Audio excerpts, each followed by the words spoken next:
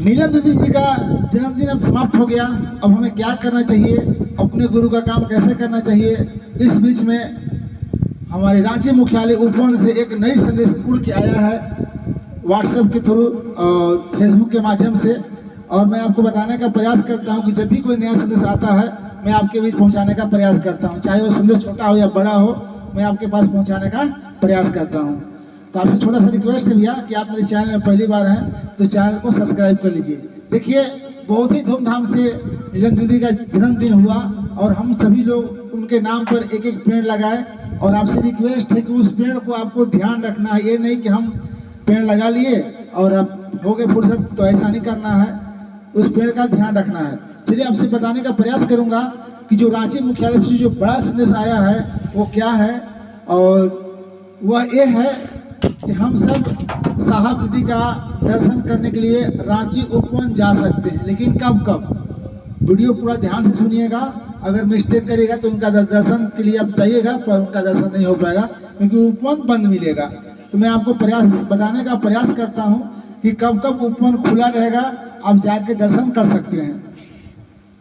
सूचना के माध्यम से बताने का प्रयास कर रहा हूं कि 5 अगस्त 2026 से 9 अगस्त 2026 तक आपको उपवन खुला रहेगा।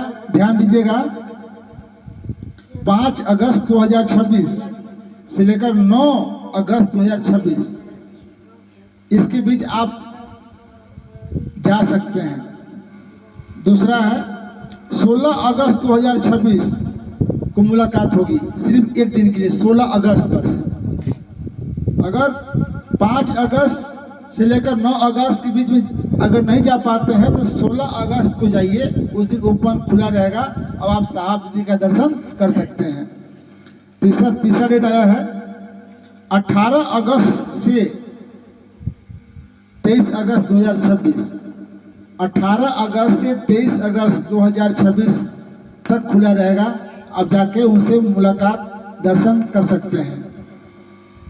और चौथा है 25 अगस्त से 30 अगस्त तक आप जाके साहब दीदी का दर्शन कर सकते हैं। तो इस सावन के पावन महीना में लोग हर कोई देवघर जाते हैं, बाबा जी में बाबा भोलेनाथ में जल चढ़ाते हैं। उसी दौरान उसी रास्ते से हल्का सा हट करके अब रांची भी साहब दीदी का दर्शन भी कर सकते हैं। और हमारे अर्जित आनंद भैया और बरखा दीदी से बात करना